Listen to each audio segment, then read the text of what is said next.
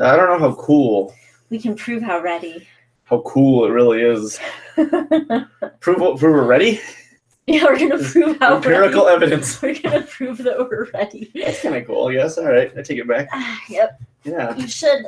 You know what? Never mind. Yeah. You showed me up. I did. I showed you up. Dang. What are you doing? Don't you feel like an idiot? Yeah. You look like an idiot. I feel like a dumb idiot. Yeah, you should feel like a dumb idiot. That's my thing. How are you?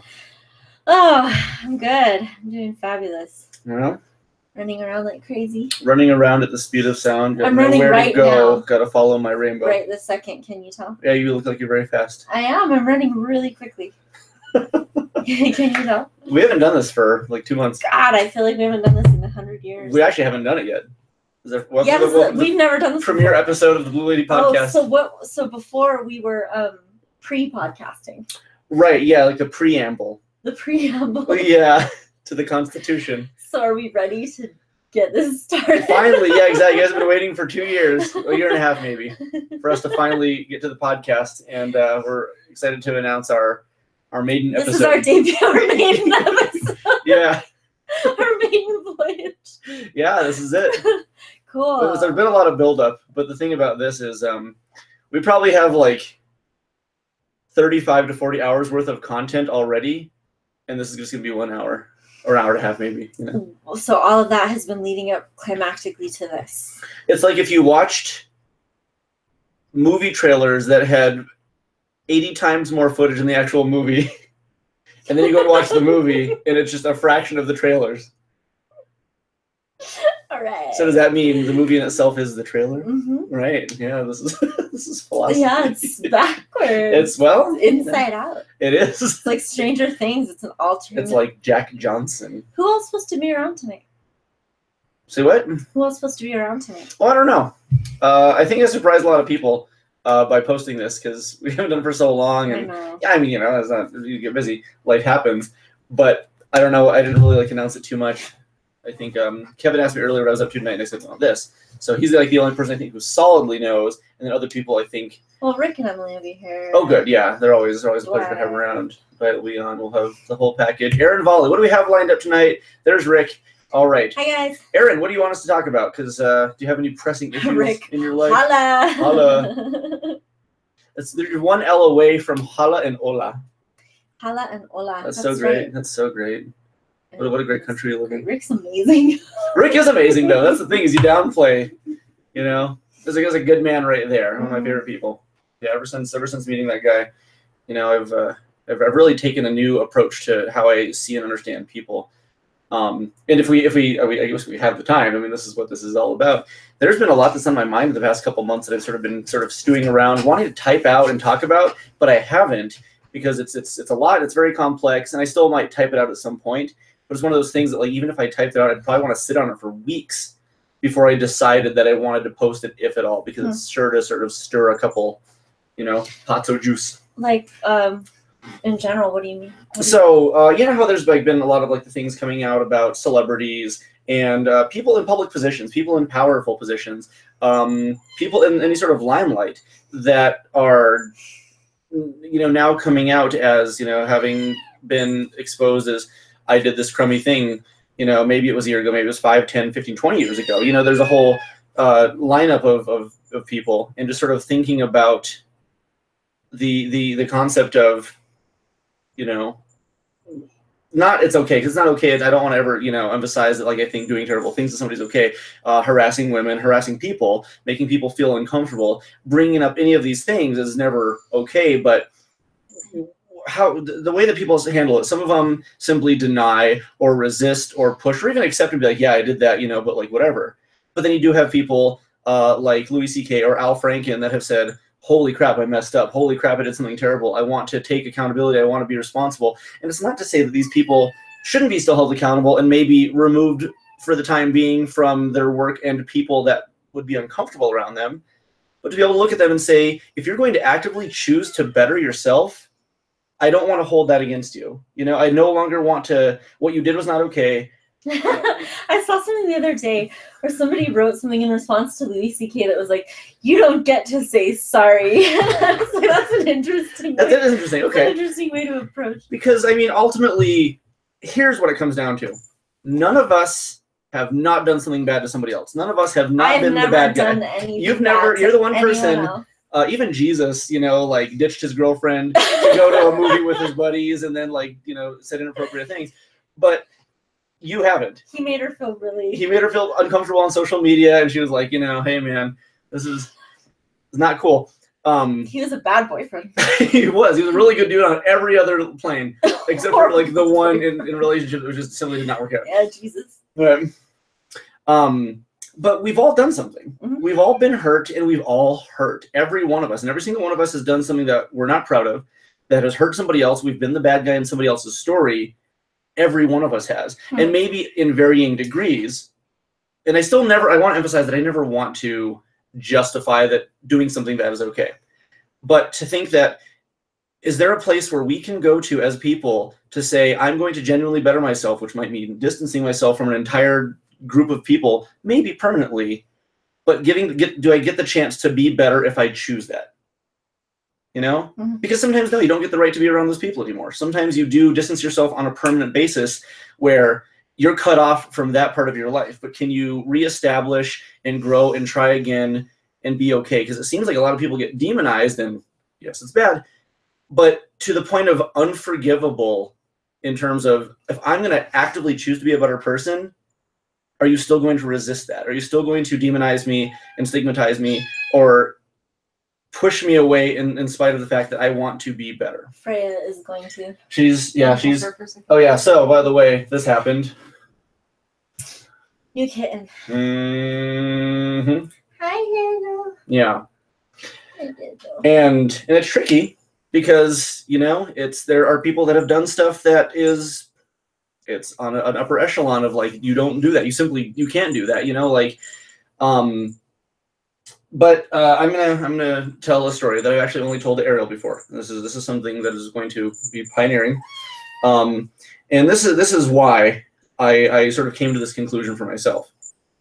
Is I did date somebody in college that sexually accosted me, and as a man, it was a very difficult situation because if I tried to discuss it, which I only did once, it was met with, well, you're a guy, so that can't happen. And, are you some kind of pussy, or, what's wrong with you? Why didn't you go for it, kind of thing? And it was met with like a resistance by default simply because it can't happen to dudes, which is, Was that the chick that threw the game at you? As a matter of fact, that was. Yeah.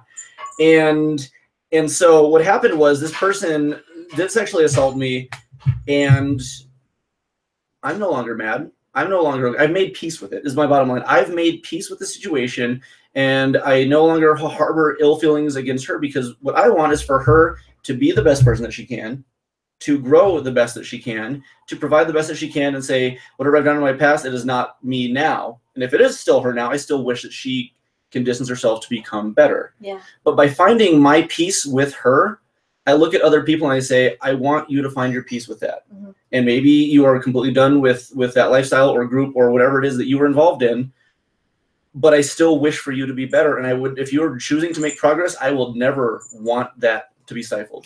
Yeah, it was interesting the way you just put that, being the bad guy in someone else's story, which, I mean, obviously we shouldn't go around doing things that harm others and mm-hmm. do anything at others' expense. But, mm-hmm.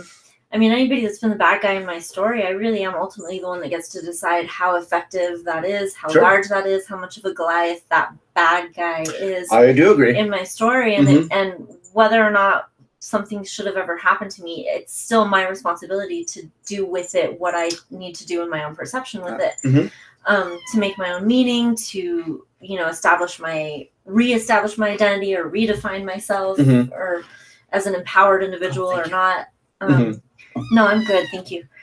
So I don't know that I don't know. I mean, watching the different responses in the last weeks has been mm-hmm. really interesting to me. How unforgiving people have been, mm-hmm.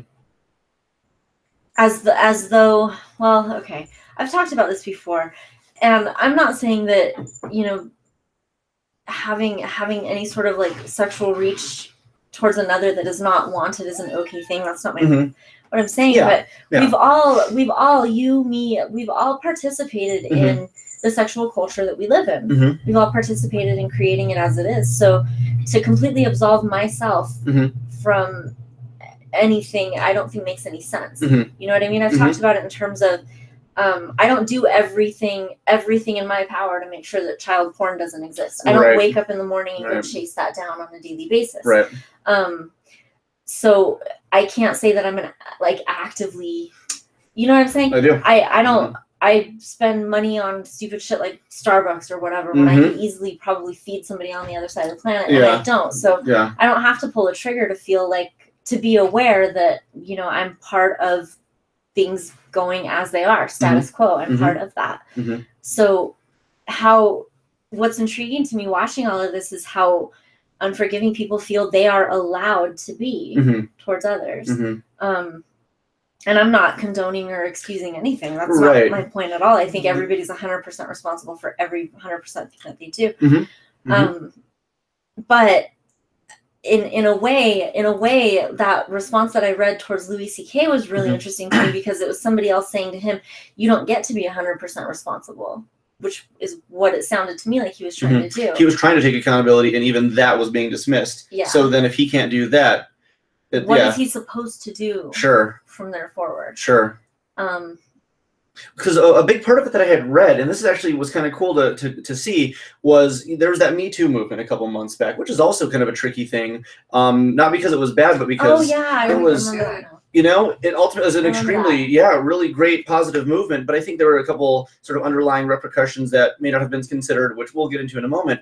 But I saw a different kind of Me Too pop up after like this Louis C.K. and Al Franken thing came up, and it was from several women that had said, you know, I had treated guys horribly. In fact, I had used my body in inappropriate ways. I had done things to them or said things or made them feel a certain way, or, you know, misled them even sexually. And it was a handful of women that just said, yeah, me too. And so it was a really interesting thing to come out and see people take responsibility for it. And by seeing that, it made me think, you know, you can do this and you can say this because you are no longer that person. You are no longer this element, but you can understand that you have been that way at some point, because when we're young, when we make brash decisions or we do certain things that do not take others into consideration, very selfish actions, it's easy to do something that feels innocuous at the time, sometimes even slightly malicious, or sometimes not at all, because we simply don't see it, and hurt people in a way that we'll never understand because we're not feeling that pain. And so for them to take a step back and look at it and go, I've also done it, was a really excellent, awesome thing to see, because all of us have done something to a degree where we want to think that we can defend our own actions. And ultimately we can look back objectively and say, I was wrong. I hurt somebody. I too was responsible for contributing in some way. And so that's actually what sort of, I was in the middle, like, you know, just formulating this huge thought. And then I saw like the two women friends of mine do this, and I was like, that's really great. That's amazing, because, you know, I don't want to demonize them because they're fantastic people. I don't think there's anything helpful about vilifying any one group of people. I don't see that as a helpful thing. I mean, to talk about issues, to discuss motivations behind issues, I mean, I think that's important, but to vilify the person or the people permanently forever, I don't see is any way like healing. And if we all want what we say we want things to get better, then we have to not vilify. That's what I keep thinking, is it's very easy for us to say we want the world to be a better place unless somebody wrongs me, in which case I hope they burn in hell, and I hope that, you know, this and that, whatever. And it becomes a very extreme kind of response. Bearded Life 505 says, I think they were just sorry that they got caught. They've been abusing the power for multiple years with multiple people. And I don't disagree that some folks simply have done that, you know, and some folks maybe also have done it and then put it in their past and it came back up. I don't know. There's too many variables for me to concretely say what has happened, because it's not my life. It's not my situation. It's simply whatever we've been given information-wise. So it's hard to accurately assess. But I don't disagree that there's probably a lot of people who simply did it until it happened, until they were revealed, you know? And then there's some people who I think actively did say, how long can I get away with it? Here's my thoughts on what I've heard so far. Loud. Yeah. So a couple of things. Firstly, if I think the biggest problem with everything that's been happening recently, I think the general approach that the large majority of people are having towards this movement is that they're not thinking about how do we change the culture surrounding sex in the United States. Right. Mhm. That's not what's happening. And by saying, oh, this person should lose their job, this person do whatever, doesn't fix the core problem.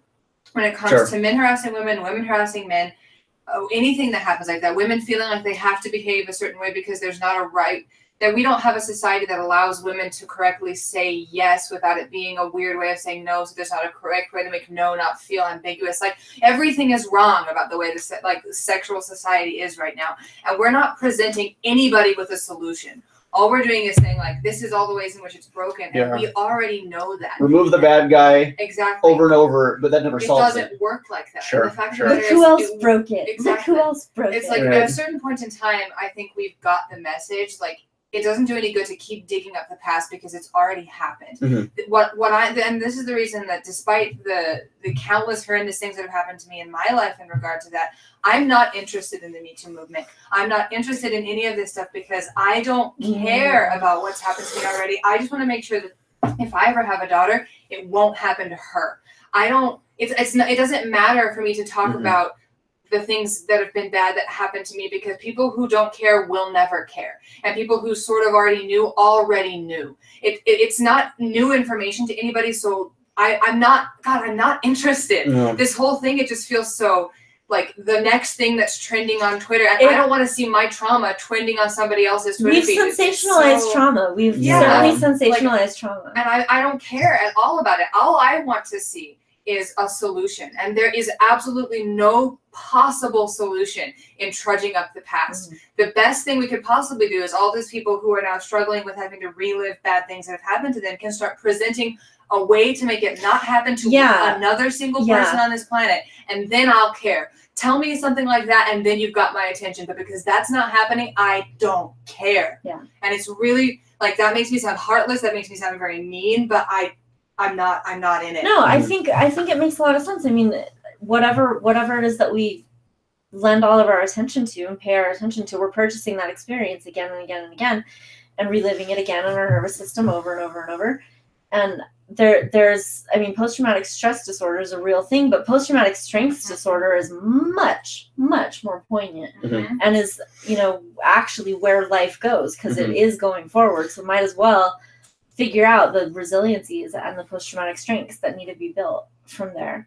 The general Solution idea oriented. that any single person is without fault just is so It's offensive. retarded. to Yeah, me. it is. The And idea to me that, like, too. I don't want to forgive anyone, but unless it's me that makes a mistake, and then I expect to be forgiven. Like, the Mhm. number of times we've talked about people and like that very specifically behave like that. Mhm. Yeah. It's like, oh, you need to forgive me because I made a mistake, but Mhm. then if you do something to them, they're never gonna forgive someone. It's like, you suck. Yeah, well, there are It's the most blatant, Yeah. offensive, hypocritical thing that I don't have time for. And that's all I see on people posting about this. I was like, you are a child. I don't have time to listen to you. You need to take time to sort yourself out Mhm. and go through whatever you're going through. It doesn't need to be done publicly on Facebook. Like, bye, girl. I don't have time for you.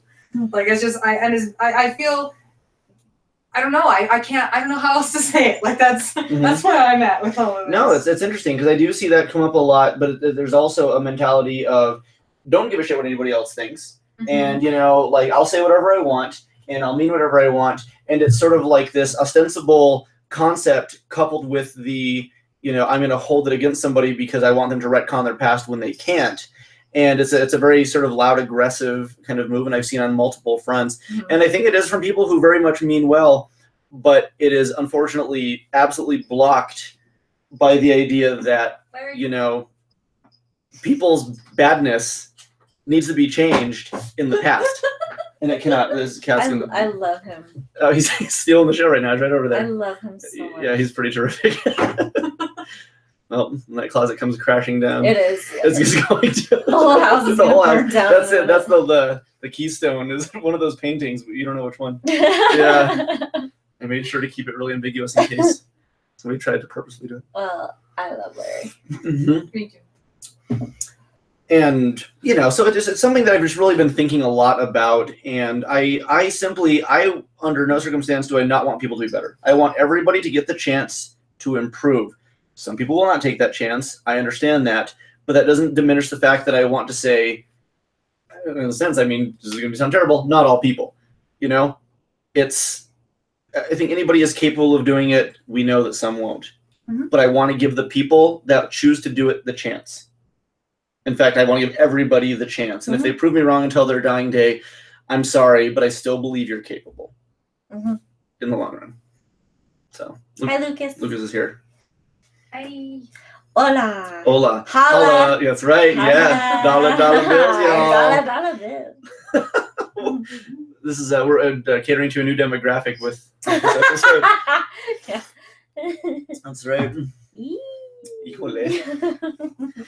So I mean, you know, it's and you sort of touched up on, I think, like the Me Too thing that I was going to get into, but I mostly wanted to get into it to segue your thoughts into it because you're part of that movement. Well, I'm not part of that movement as much, you know. The Me Too movement? And I mean, and I am in a sense, but also like as it was coming up, I was looking at it and I didn't want to really voice myself at that point because I didn't want to take away from what the women I know were saying. Gotcha. And so I stayed silent on that, but I wanted to discuss it at some point, and I figured a couple months later. God, see, that's just another point. Case in point why gender politics are so fucked right now. It was time for this. Yeah. Like, it's just, I can't. And that was rough too. So I even asked somebody, I said, listen, you know, like this is something I want to discuss, but I feel as if during this particular movement or on like, you know, while you guys are discussing this is not my place to do it yet. And she says, yeah, this is not about men right now. And so it was really kind of like, I understand that you guys want to say this, but also, so what do I do?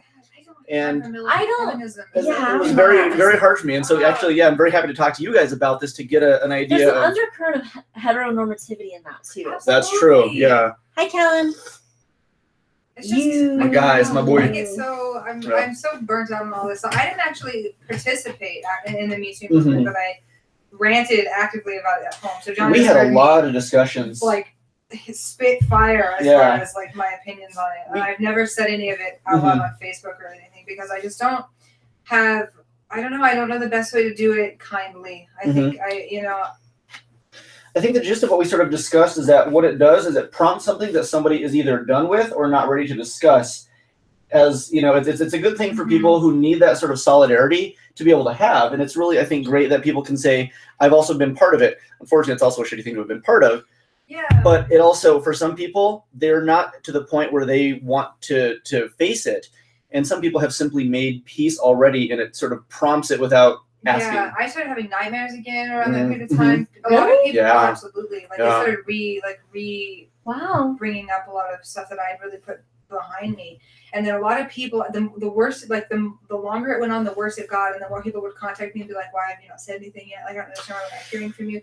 As in, even just a few weeks ago, that was interesting too. Yeah, 5-star over stuff like it, you know. People were just saying like they're waiting for the bomb to drop, like because I've stayed quiet, like she's obligated or something. Like I'm obligated to speak up because of you know, it's not a secret, I suppose, some of the things that have happened, but it's also not really anybody's business.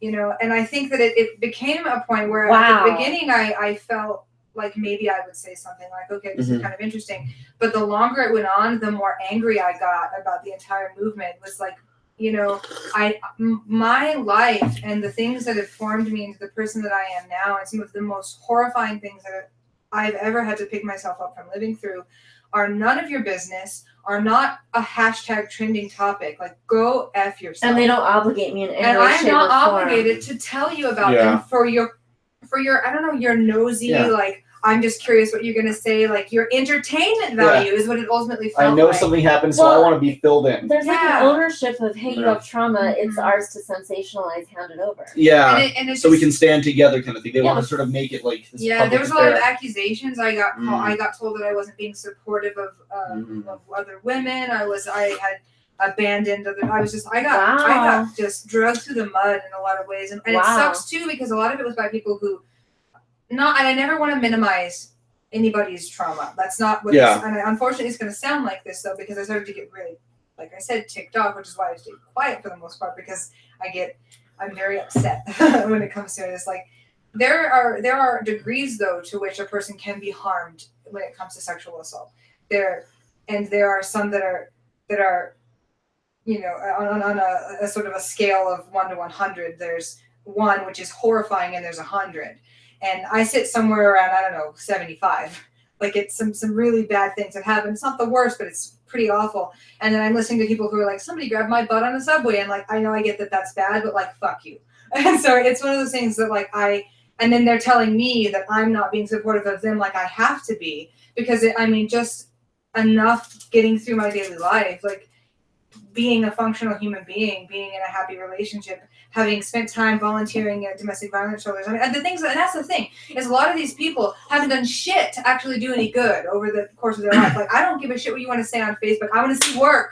I want to see you actually do something to actually help someone, and then I'll listen to you. Mm-hmm. But I don't want you to tell me that I'm not here to help out the movement. Like, shut up. And there's just, I can't. Like, I don't have patience for it. I don't have time for it. Like, it's a keyboard warrior for you. I know. Yeah, I know. It's really, it's an awful. So you're not impressed with people complaining? No, yeah. I'm not impressed. You're not like, wow, that just changed the world. All that. Yeah. The thing is, I think that's ultimately what this movement does. That's got my teeth so on edge. Is that it doesn't do any good. Sure. Yeah. Trending something on Facebook is not gonna help anyone. Yeah. Let's just rant a whole bunch. Let's just like rail on this shit. Yeah, somebody show me how you're going to change the world, and then you have my attention. But until then, do not accuse me of not doing anything. I think I drew this sort of weird parallel with you. This is on a sort of a different wavelength, but same concept.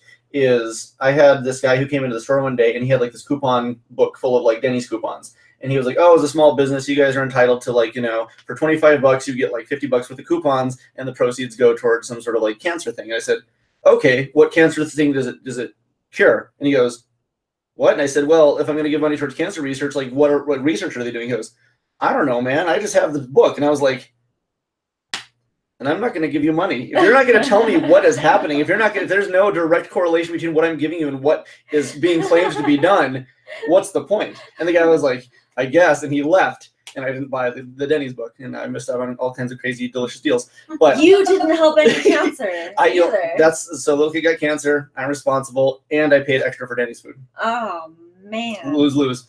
Whoa. But the thing is, if you put your money where your mouth is, and some people, very much actively make a stir. Sorry for bringing that book in, John. I was in disguise.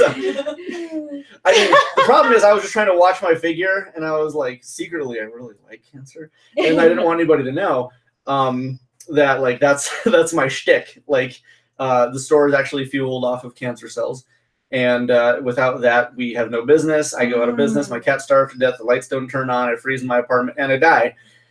It's very complicated, so I had to sound a lot nicer than I was. Right. You had to diagnose some other reason for it. Yeah. When in reality, it's just that you need cancer in order for you to not. I need it. Yeah, exactly. Oh God, what do we do? No, and but yeah, it's the concept of bringing up the cause is still kind of like, okay, well, then what? Where do we go from there? Are we going to talk about it all day, or is it just a conversation that falls flat after it's been brought to somebody's attention? Yeah. But instead, I'm just going to go buy a Starbucks, like we discussed. It's right off the bat, first thing in the conversation is, and my buddy Will actually brought up the exact same thing. We've talked about this many times in the podcast, and just about a week or two ago, he looked down and said, there are so many things I could be doing to change the world, and I'm not. I'm sitting here on my keyboard in my heated house in California, where I pay $10 for a delicious hot meal that I eat half of, but I'm not doing anything to help anybody else. And he just said, doesn't that make you guys feel like really frustrated and difficult? And, everybody sort of acknowledges it, and people, maybe the awareness will change something. Maybe it won't. Maybe people sort of gloss over because they also realize that you're responsible. We're all responsible, and they don't want that responsibility. Yeah. So, yeah. Well, I think there's just an empowerment in recognizing what you do and are not doing. Sure.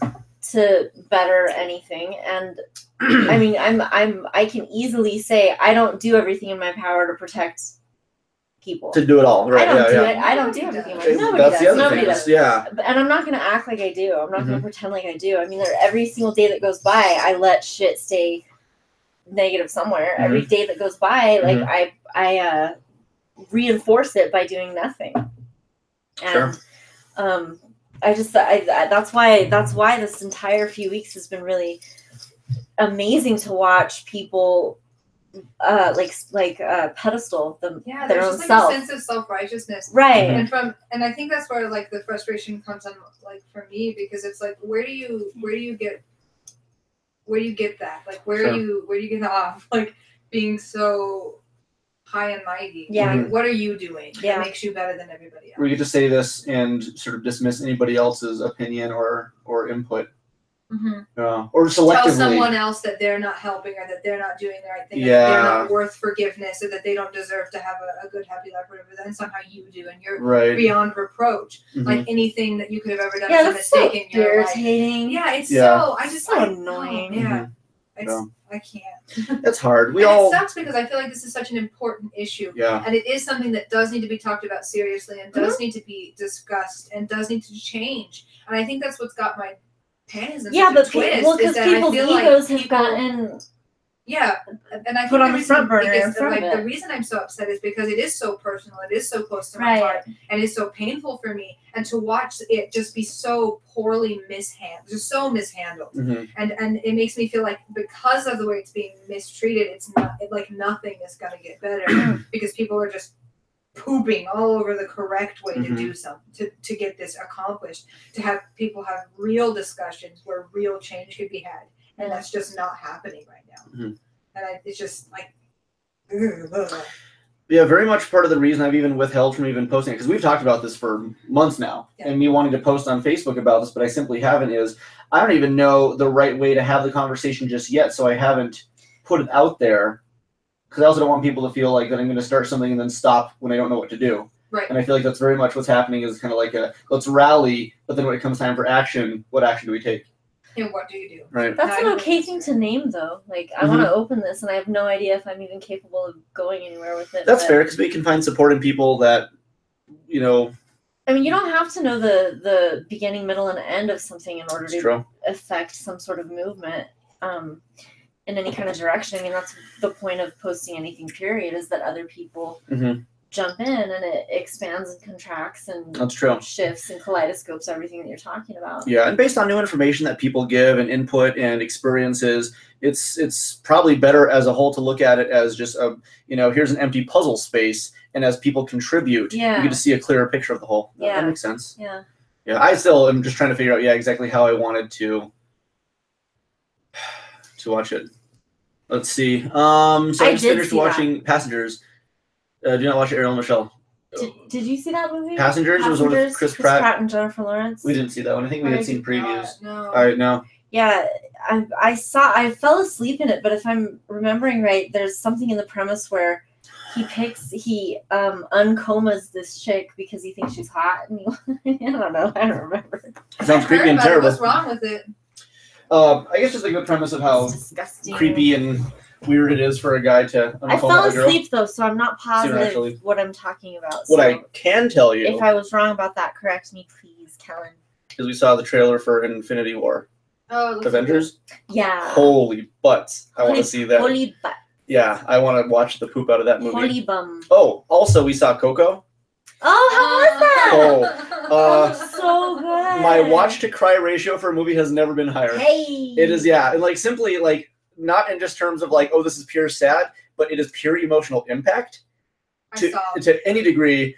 And so even if it's happiness, and so I was crying most of the time. You were crying probably more than that. I think I cried the whole movie. Maybe the whole thing. By the end, my nose was running. I was just audibly sobbing. I gave up. I didn't even care about composure. It was so beautiful. It was pretty spectacular. So you recommend it? No, okay. No, it was a waste of time. No? Yeah, that was great. Boring? It was really boring. Yeah, exactly. I was too. crying because I wanted something else to happen. Truth be told, before the movie, there was a 20-minute long Frozen short, and that dampened the impact. I'm not gonna really ultimately, but I mean, it was so long that the movie didn't start for almost 40 minutes after the start time. Oh. The movie was scheduled to start at 6:30, and then you have your previews. Yeah. And then you have this Frozen short. So by the time it started, it was literally 7:10. Awesome. Yeah. So that was cool. But go see it. Go see it. The Frozen short is cute. Yeah, the Frozen short wasn't bad for what it's worth. It was also just way too long, and I don't think it was necessary to put before Coco. Mm-hmm. Yeah. You know, it could have been its own thing on like, you know, Disney Channel like .com or YouTube. I know or something. why they did it though, like because it's the holiday Yeah. blockbuster film that they And they want to push. It is a holiday short, Yeah.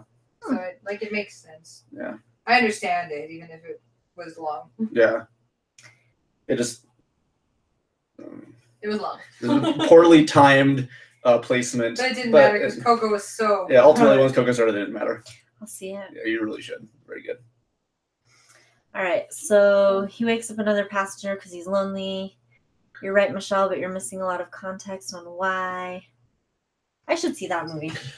Yeah. But he just told me not to see it. He just told us not to see Well, it. so what's bad about it that we're not supposed to see? I don't understand. I haven't heard anything bad about that film. Probably. Well, I heard it was kind of boring, but. Yeah, maybe not like. Did you see it, John? No, maybe not bad like cinematically, but like in terms of like the context of what's happening is I'm going to assume that Chris Pratt gets all weird and rapey and makes this person uncomfortable, but it doesn't matter because, you know, guy wants what guy gets. Oh, so like a normal Hollywood film. Kind of, yeah, in a sense, yeah. That's so standard, though. I know. Is it But rapey I'm or just is it wondering if, a like, emotional? I have no idea. Stockholm syndrome. I don't know, maybe. I don't know. Yeah, I have no clue. We're making shit up. Yeah, exactly. We're just gonna go through every condition, and then see what it could be statistically. Yeah, I think it's a coming of age film Exactly. Yeah. about teenage. A quinceañera. It's a Coco? quinceañera, Coco Zero. and Yeah. it's a bar mitzvah of some kind. Oh wow. Yeah. Have you seen the show Big Mouth? No. Okay. It's funny. You should watch it. Yeah. It's a cartoon on Netflix, and it's like 10 episodes long. I didn't think I was gonna like it at all, and then it turns out like it's got like a bunch of my favorite comedians that actually voiced and made it.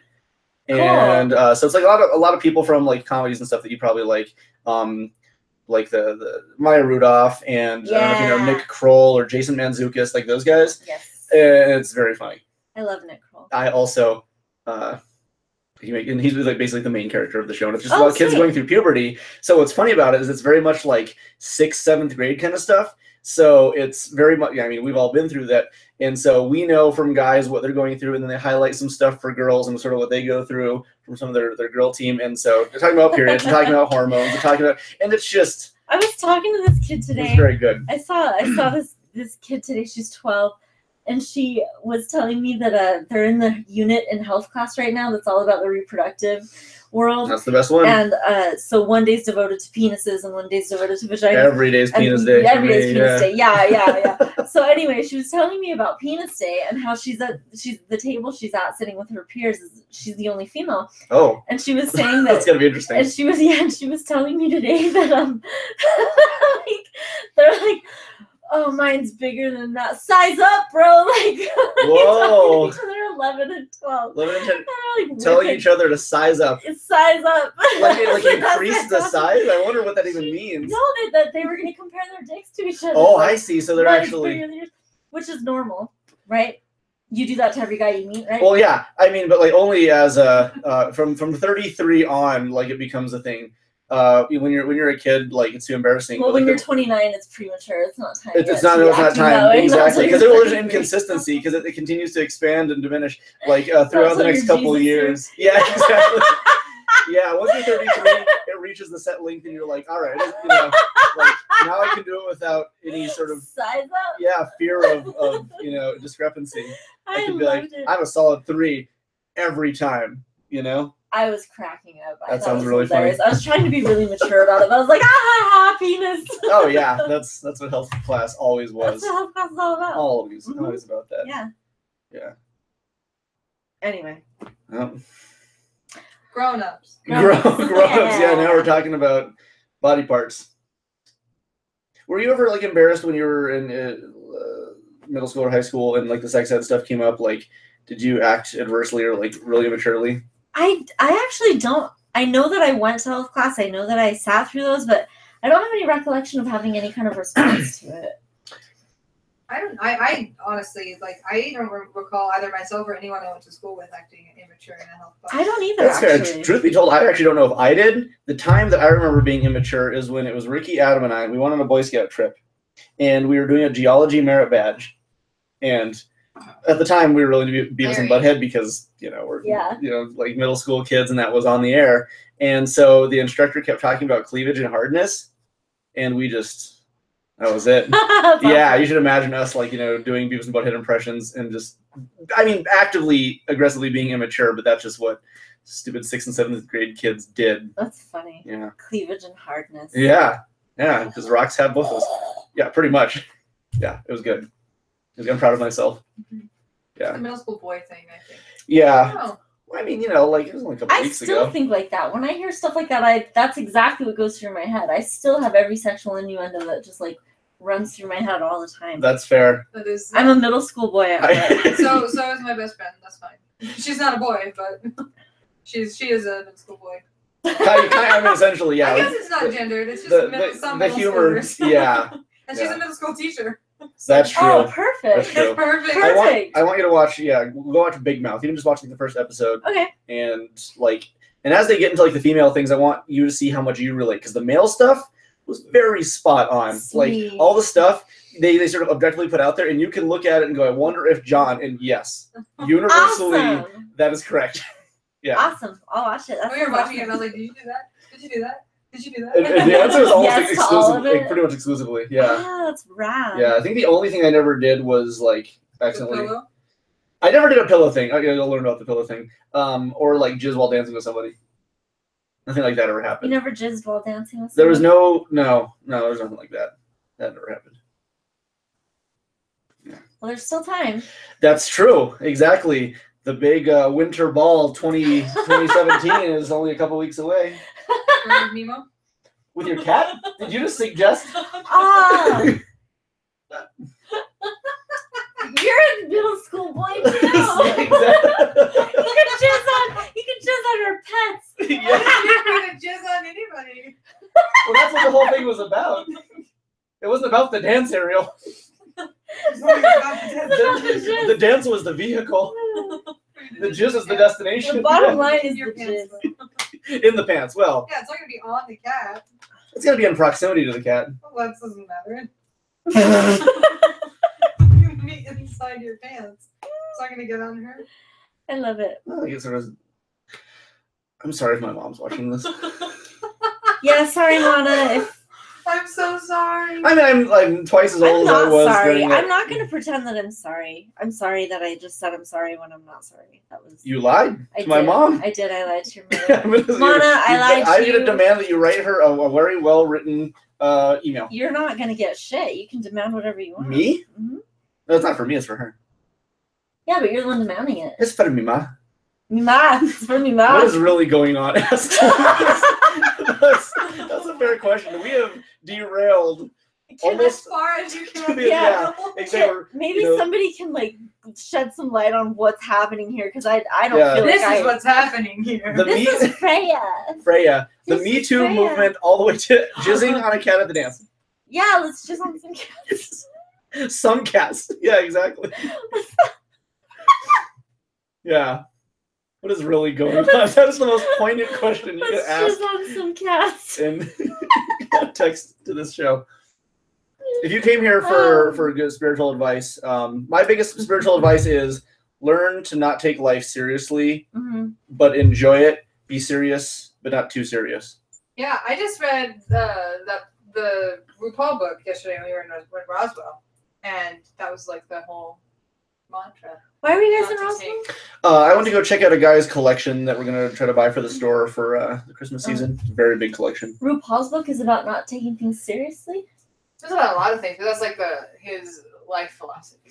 It was very much like It's very uplifting. the spiritual thing in the vein of Conversations with God. It was just a very personal account of, here's what I did, and here's not even so much RuPaul, you said, but sort of Yeah. philosophies of, how to be happy and how to enjoy life and how to not, not like a biography, but very much just Yeah, it was like RuPaul kind of being like, "This is what I do, and I'm happy." So just a great advice book. And she was reading a bunch of snippets and stuff to me. Oh, And it it was was- it didn't take itself seriously. On the very first few Cool. pages, he was very said, fun.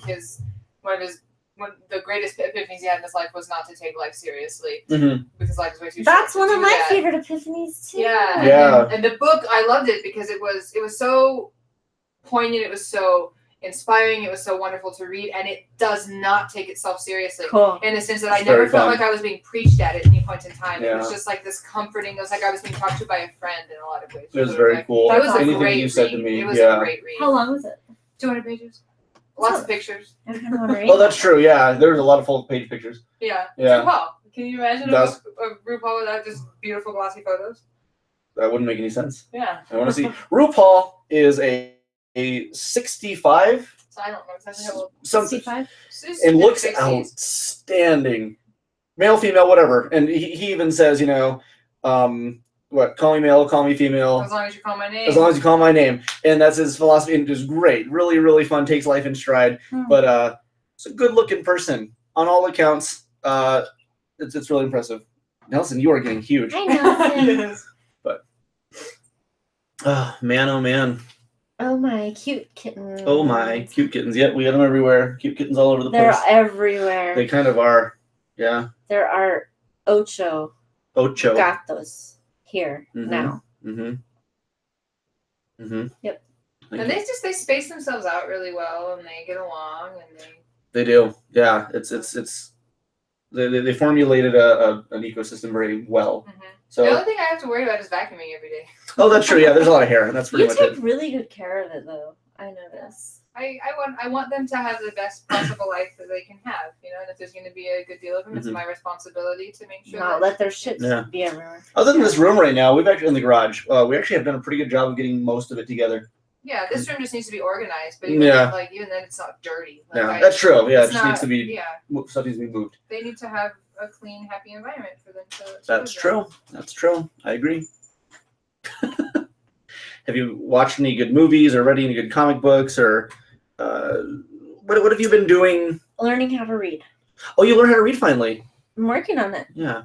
This is the Christmas gift we all have been good for. Don't take life too seriously. You'll never get out alive. Mhm.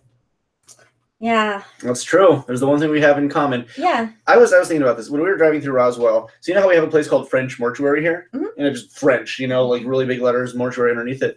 We were driving by some place like a really big, like kind of nice looking sign, French Brothers. something, and it had French like some Brothers. sort of tagline, and underneath it said French, and then lower than that said like Brothers Construction of some sort. But I got to thinking about like, you know, that's a weird French mortuary ad. Only realized it wasn't French mortuary.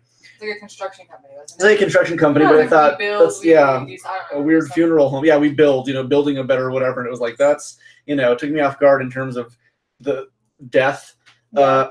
kind of. But do you remember there was an ad a couple of years back, and I don't remember if it was like a local thing or if it was French mortuaries reminded me of it, but their ad campaign was Yodo. You only die once. Hey. And I was like, it. you know, in a sense, I wonder if taking death too seriously is a tough call because it's the great equalizer. No one escapes from it. Well, we're all beelining for it at all times. Basically, yeah. And so, in a sense, like I looked at that and I was like, "Is that really?" Because people, you know, have like sort of adverse reactions to it. Yeah, we talk about that a lot. The taboos around Around death. loss, and grief. Yeah, and it You was. need to see Coco. You know, I'm really looking. I honestly am really looking forward to it. I don't know exactly how the experience will go, going from this whole consciousness to something else, but I think it's gonna be cool. I'm talking about death or seeing Coco. Both. Okay, that's true. Once you go to Coco, you I'm like hoping you that I'll enter, die like, while I'm watching Coco. and then but you won't notice because the way it segues into what the film is portraying Okay. is seamless. Yeah. So as Cool. you die watching it, like So if I want to be unaware of my own death experience, do it while watching Coco. Do it while watching Do it. Coco? Yeah. Plan it out. sounds good. Yeah. Cyanide popcorn. Mm. It is. It tastes extra good for a moment. Yeah. For a moment, it tastes good for a second. Yeah. Hmm. Not good. I mean, Yeah, I want to see it though. It's great. I think it, especially, it's something I think media has been severely lacking, especially something that can be absorbed by children Mhm. is something that talks about death and family in the Mhm. way that Coco does. Cool. Mhm. It was something I needed to see, especially considering the way the last few months have been, you know, Yeah. for my life and for my family. Mhm. And it was just, Larry. Larry. It was beautiful. Did Larry just hiss? He did. Yeah. Larry hisses? He hissed in response to the little cat because the little cat hissed at him. Yeah. She still gets nervous. I didn't know that Larry had any kind of He social. meowed earlier today. Yeah, we were clipping his nails and Meowed? he and then jumped off my lap. He had a voice too? He did. He found his voice like the Little Mermaid. No way. No. He did not want to be groomed. That's He also true. got his body hair stuck in his teeth. Oh yeah, like he got like his teeth like caught in his, and he was trying desperately, walking around trying to get it unhinged from his chest, his billowing chest. It was a mess. Yeah, Oh, that was pretty great. I love Larry. Yeah, He's he's a mess. terrific. I want to follow him around all day. I know. I want to give him a GoPro on his neck and see what he discovers. I want to like jump into his mind and just watch from his. I would also. I feel watch that it would be like a really dark swimming pool with the occasional like colorful bubble, and like that's it. Like and so you're sort of walking aimlessly, and then you see something, Yeah. and you walk towards, it, and then it Like in disappears. Stranger Things. And when then she you goes just sort into of- that. Yeah. Like when she Yeah, does yeah, the kinda like isolation that. tanks. Yeah, and so there's no real clear Oh, so objective or cool. goal. But like if you kind of Exactly. see something, you walk towards it, and then it disappears, and then you sort of like shut down a little bit, and then figure out the next thing as it comes. He does that all the time. He though. does. He just does. And he just And sort of like, he he's does like it a just robot. like Like that. he powers down. Yeah, he does. He Yeah, does it to expelled too much energy. He does. Just He like recharge. half comas every once in a while. It's so There's, awesome. what are we talking about? We were telling his story one time. He's like a little alien inside his head or something. He's a robot cat. Something like that. Yeah, he's simply not. It's a vehicle. of some I sort. love Larry. He's great. He's so great. But Coco, as a Disney movie, especially dealing with two things, which is a really awesome, excellent, fun, beautiful, respectful portrayal of Mexican culture. Mhm. You know, a lot of research and a lot of genuine love and care went into it. So to see that like at the forefront of like what a beautiful culture it is was like, holy crap, that's incredible. But for it also to have death as like the prime theme, And because Disney family. features death. That's That's But yeah, awesome. death and family. But for this to really emphasize that like death is, you know, like is really, it's cool to see it do that in such a way that's not even scary. Cool. You Not know, at all. 'Cause I think a lot of people view death as being a scary thing when really it's, well, I don't know, it depends how you die. And I But don't want to spoil anything, but No. like I feel as though there's so much about it that's even like it could be when you think about it a little bit harrowing, but it simply isn't. yeah, Like the way in which they explore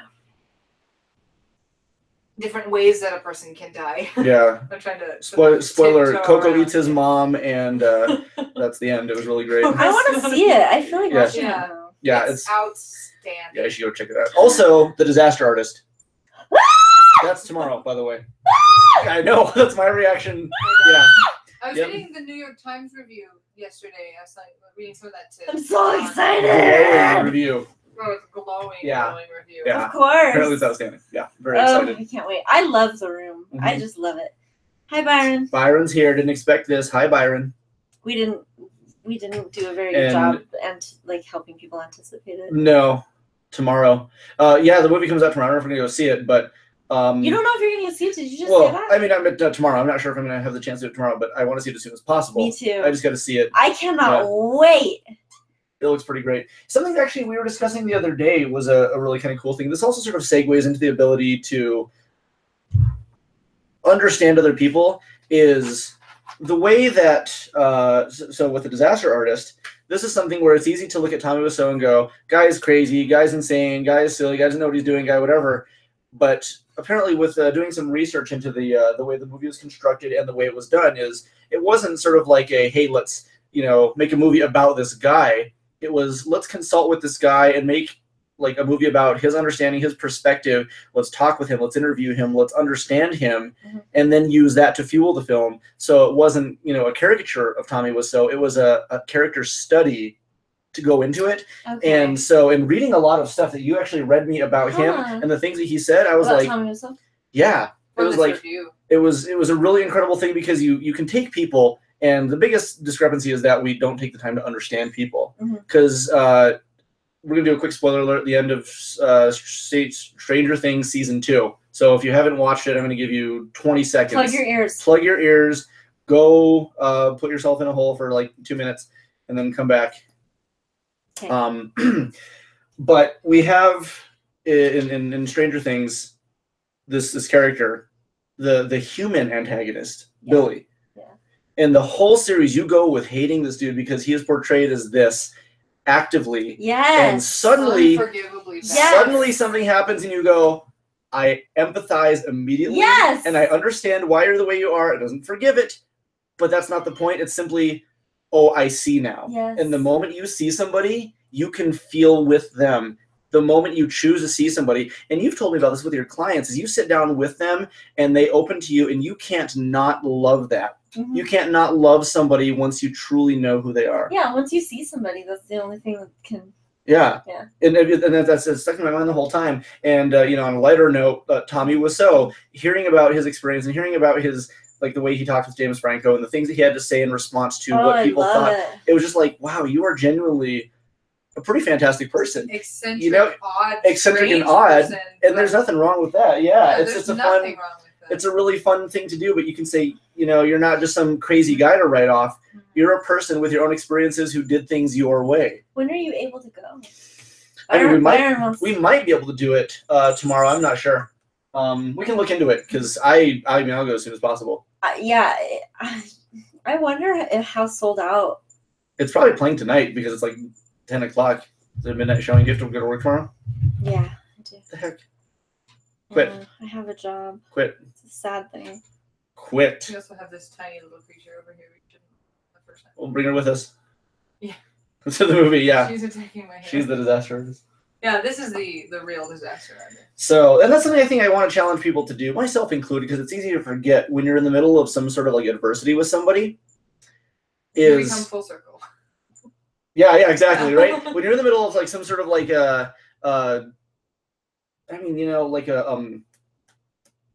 conflict, you don't have to agree with somebody to take the time to listen to them, to understand where they're coming from, and to see their perspective before you make a judgment or a response of any sort. Because when you genuinely know somebody,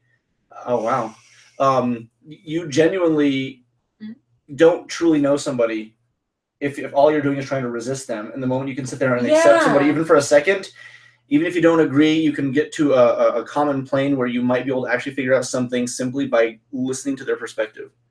And I've seen it happen on so many occasions, through so many, barriers, racially or sexually, or ideally, fundamentally. There's so many things that can be broken down, even to a degree where it allows somebody to embrace the opponent. I feel like it all boils down to that whole people need to listen with the intent to understand, not the intent to respond. Sure. Thing that just people don't do. People are looking to rebuttal. They're looking to argue. They're looking to say their point without ever trying to actually understand what someone is trying to say, or understand where someone is coming from. And that would solve most of the world's problems. Probably. People would just try and understand. And genuinely, absolutely. Genuinely try and understand other people instead of just always trying to be right. I agree. Well, I think a lot of the time we perceive one another and with the goal of further defining our own self. Sure. If I see you and I make you different in my mind, then I have restated who I am again. Like a self-definition. Yeah. Which is, similar to the listen to not to respond only, but perceive not to self-define only. Yeah, absolutely. If that makes, I see a parallel in that kind of thing. Yeah, absolutely. Byron wants Tommy Wiseau inside of him. Oh, that's already happened a couple times. That's cool. It is. It's really cool. Yeah, it's one of those things you see it and you're like, put on your sunglasses, you flip your hat around. And you're all of a sudden, you're way cooler. You have a leather denim jacket. Yeah. A leather denim jacket. A leather denim jacket. Leather sleeves and a denim outside. That's what I just saw. That's what I just saw. It said on the 7th, so I thought that maybe I just hadn't found the right thing. But shoot, I thought it was the first. I don't know. I'm down to do next week if. I don't know if you guys can. Byron. I'm sure we can figure that out. Yeah. Yeah. I for some reason thought it was the first, but I don't know why I saw that. Let's go to the midnight. Let's go to the midnight showing next Thursday. Next week? I say let's do it. Okay. I want to go see it. I really want to see it too. Woo! I'm excited. I know. I'm really pumped. Everything that I've seen about James Franco was how did you do this so spot on? And this is the other thing about them James Franco. Doing the research is they weren't making a movie to try to parody and make fun of somebody. No. They were genuinely trying to say, I want to accurately portray this person and their thought process. And they did the due research and didn't just say, this sounds about right. In fact, I think what you had said is there was a book that it was based off of. Greg Sestero wrote a book called The Disaster Artist. And the ending of when the book came out, I guess Tommy Wiseau and Greg Sestero were not getting along right away because Tommy Wiseau was upset about how the book made him sound kind of like a tyrant on the film set. And so they argued, but they're still best friends, like talking to each other every day and everything. And in the initial script for the film, James Franco was saying they had written it out so that Greg and Tommy weren't talking and they were fighting, they weren't friends anymore. But when they started working on the film and they started working with Greg, and they realized that he would call Tommy every day and be on the phone with him all the time. And then Tommy was always on the set, and they were like, they saw how close they were, and they're like, wait a minute, this is not how we wrote this film. Inaccurate, yeah. This is inaccurate. Oh. And so they had to sit down with Tommy Wiseau and like get his side of the story, and they rewrote the ending of the film based on more of what actually happened. An actual truth and not just a sort of conjecture of sorts. It was their assumption. Hearing about that was very cool, because it's like they wanted to genuinely respect the situation, but highlight maybe just how difficult and absurd the process was, but to do so respectfully and not simply to belittle somebody. Yeah. And some of the stuff that like in the interview, because it was a long New York Times article. It was a great article. It was on the New York Times. If you have the chance to go read that, I would suggest it. Cool. About the disaster artist, and they were interviewing Tommy Wiseau, and some of the stuff he was saying in regard to like the way he is famously, I think, mocked about his response to like pretending like it was intended to be comedic. The quote that they have of his in the interview is, I think, pretty outstanding, and I won't be verbatim, of course, but something to the ilk of like, you can't. It was intended to be a drama, but you can't make fun of an audience. You can't tell the audience how to react to something. And the best thing an artist can do is to just sort of roll with whatever the audience does, and as long as they're entertained, you have to be happy with that. And it's very much like life, to find the comedy in a drama and the drama in a comedy. And it was the most like to the point way of being like, I didn't intend it to be like this, but I'm fine with it because it still makes sense. And it was just like, it's a great response. Like half the time, and this is what James Franco is even saying, is like, it's so easy to write Tommy Wiseau off as insane until you really talk to him and you're like, oh, you're not crazy. Yeah. Like, you're just weird and eccentric and very strange. Very cool. But he's not insane. And I didn't realize that I was reading through the interview, and I was like, oh, well, this is not what I thought. Like that. I'm gonna New York Times, you said? Yeah, it's on the New York Times. Yeah, pretty incredible from what she was telling me. When we were driving down to Roswell, we were discussing it, and she was sort of giving me bits and pieces, and now I want to go back and actually check it out myself. But do you have a copy of The Room? No, I don't actually. You don't? I don't. I need to order that. I do too. It doesn't decrease the absurdity of having the same sex scene for 3 different sex scenes. It's great. But that's what's kind of beautiful about it is. Oh, it's not a good movie. Yeah, that's what's great. I'm not defending it. No, of course. It's such a. I don't even know what it is. It's just a movie. It's such a movie. Such a movie. I like that. I like that expression. It's such a movie. Such a movie. I can't say it's such a good movie, such a bad movie, such an anything movie. Mm-hmm. It just is a fucking movie. It is. Mm-hmm. It is one of those. I also liked, because I read that other bit that James Franco was talking about in the article, where he said that when they showed the film at South by Southwest, he realized that this might have been the first time Tommy Wiseau had ever experienced being clapped for unironically. Oh. Like people were really like cheering him on, watching his story, and not in an ironic fashion. Yeah. And it was the only time someone he really watched an audience root for him and clap for him unironically. That's so cool. Isn't that cool? Did you watch that? I watched that video of them calling him up on stage, and just the breakout of applause and screams that the audience went into. Yeah, it was an interesting even sentence to read.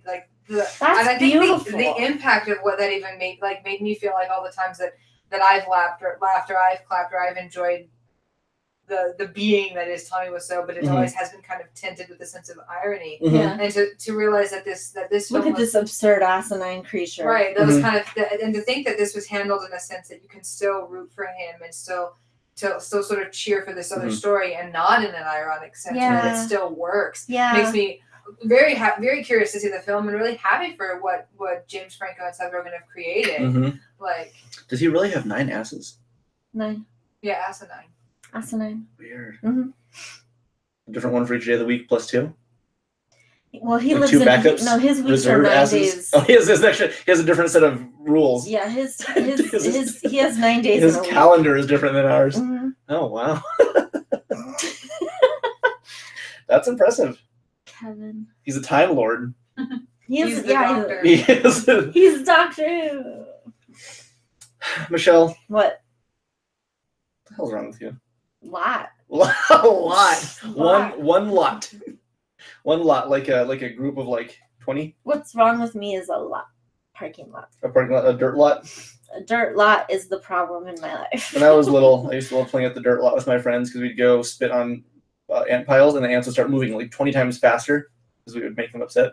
That's totally fine. Well, we didn't like go kill them or anything, but we'd spit on it because, like, I don't know, ants. Either they go crazy at the scent of spit, or they get infuriated and they look for something to kill. But they never killed us. 2 on Wednesday, 2 on Saturday. Is it 2 Wednesdays and 2 Saturdays? That's how you make 9 days in a week. Makes sense. It does make sense. Perfect. Like, does he have 2 Wednesdays in a row, or does he go, like, does it go all the way through the week, and then he's got Saturday, like Friday, Saturday, Wednesday, Saturday, Sunday? Uh-huh. Like, is that how it works? I wasn't listening. You don't understand Time Lord talk. Yeah. It's very complicated. There's a lot You of don't math involved. understand Time Lord talk. Exactly. I'm in an elite group of men who know more about time than women. This again. Yeah. Stupid shit. You know what sucks is the problem with me saying women love it is just this really crappy play on something that Garth says from Wayne's World. There's something about the way he says it, and in my mind, that's like how I feel like I'm doing it. But since you haven't seen Wayne's World, I know you know that I'm What joking. does he say? Like chicks? Chicks love it. Chicks love And I'm trying to remember exactly what it's regarding. it. Those are great movies, by the way. We Yeah, need to watch they are. those They are because really they're good. silly and fun. Are you doing movie nights? Not right now. I'm Oh, really? redoing the back room at the store, trying to clear it all out because it sucks to like move everything out to start clearing it, only to have to shove it back in for like an event and then pull it back out over and over. So I've just made a huge mess of it until I'm done. So have I been watching Doctor Who? I haven't watched in a couple months. I've only seen about 3 episodes, and I like it, but I have only watched like 3. I'm tired. You look tired. Zippo. This is a capo. It is. I can't do any Zippo tricks with a capo. No, you cannot. You can try. I could try. Sick ass, or like a what are the Gerber, the little like butterfly knives, or Ooh. yeah, exactly. Mm. You know what's scary? I was driving to the bank the other day. Were you? That is scary. Yeah, it was freaky as hell. I didn't know what street I was on. And my eyes were closed, and I had all the windows were tinted from the inside. It was terrible. Stupid. Yeah, it was a bad situation. But I was driving to the bank and I saw some kid. Were you with me when I was going to the bank? And there was a kid walking across the street, and he just was like pulling out like a butterfly knife and just, like flipping it. It was Yes, I was why in the would a car with you. kid have that? You know, well, number one, out and about in the streets, but also at school. Because it's the right thing. I'm scared of financial consultants. That's fair. I also am That's actually what scares not me about the dark really financial consultants. Yeah, exactly. Being like sense blind other than hearing, and they just throw a bunch of bad numbers at you. Yeah. Bad numbers. Yeah. Yeah, I don't like that either.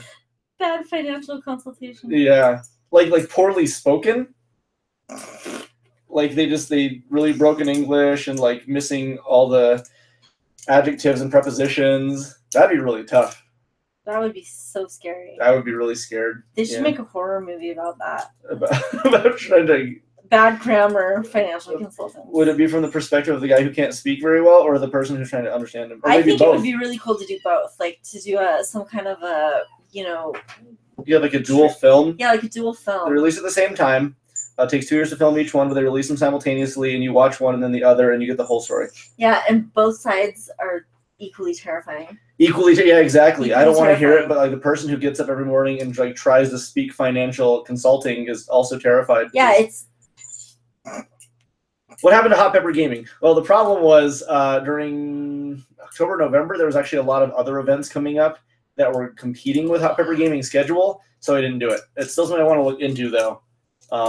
But then the holidays, November, December, are very difficult for me to put stuff together. So, at the sake of, yeah, that's true. Byron need a habanero pepper on camera Hey. with us, and we never followed through with doing the event, but there's been too much going on. So, bless you. thank you. Nope. Hopefully soon. Nope. Hopefully soon we'll get the Hot Pepper Gaming stuff going, and then movie night, and then game night, and all kinds of other nights. But it also takes a lot out of me to run multiple events outside of the store on my days off. So sometimes it gets overwhelming, and I don't necessarily want to do all of that. But that's what I'm trying to figure out, like a good schedule where I don't wear myself out. So we'll see. It's one of the Torture Brown. Yeah, I'm going to tell him there's going to be an event, but he has to eat this pepper. And just to trick him. That's what I did. Is I psyched him out. Oh, snap. Yeah. I hope he didn't hear you just now. No, he didn't. We're going to have Tuesday nights. Those are staple of nights. We're actually removing one night from the week at the store, and we're not doing Tuesdays ever again. Tuesdays, yeah. The GA schedule is Sunday, Monday, Wednesday through Saturday. 2 Fridays now. 2 Fridays, yeah, exactly. Yeah, in honor of Freya. We're doubling up on a Friday. Exactly, because of the new cat. Nice. She's tiny. Aw, Freya. Oh, what time do you work tomorrow? She's so cute. She is very cute. 8 o'clock. She's so cute. She's so little. She has a opinion. She looks like Mewtwo. She has a pinion. Tuesday nights don't exist. Yeah, we're removing them from the day of the week. To be home. Okay, come here. Say hi. I love you. Say She hi. has a pretty big personality already. Yeah, Oh, she she's does. loud. She was being very sweet. We were watching the Grinch earlier, the Jim Carrey version, Yeah. and she fell asleep right here and just was leaning on my arm and stretching out, and it was wonderful. Mm. It's my favorite thing that a cat will do is just lean on you. She talks. When you're not strong, She sounds like I'll be a. your She friend. sound like a little swine. I hope you Oh, okay. carry A on, piggy. for You piggy girl? it won't be long till I'm gonna need somebody to lean on. You just call on my brother when you need a friend. We all need somebody to lean on. I did my higher problem that you understand. We all know somebody not like no. I'm tired. I'm ready. Are you done? I'm so sleepy. That's fair. We can call it. It's been a good little over an hour, and having fun. There's cats. There's no more Tuesday nights. There's double Saturdays, double Wednesdays. Like, things are changing, man. The times. Get with it. Yeah. Get with it, Michelle. Tommy The world Wiseau is the evolving. Time Lord. Tommy Wiseau's a Time Lord. This is a very informative episode. It was. I learned a lot. I Yeah. am so excited about next week. I want to see that movie. I also very badly. Also, I want to see the Avengers, but that's not until May. I do say that we do a disaster artist thing next week. Okie doke. Yeah, get with it. Get with it. That's fair. Get with it. Get with it. Okay. Yeah. Stack up. What do the little boys say? Get a grip, man. What do the little boys say about their wieners? Size up. Size up, bro. Yeah. Size up. Size up. Size up. Mine's Man, bigger than Wait that. till you hit 33. Size up. Then you'll know. Yeah. Yeah. That's- Don't delude yourself into thinking it's bigger or smaller than it actually is. You have 32 years to do that. Yeah. Once you're 33, you have to be honest. You're committed. Yeah. Yeah. Then you and that dick are one. That's right. That's when you finally fuse. Exactly. That's when it's permanently attached. You have 32 years to decide whether or not it's the one for you. Yep.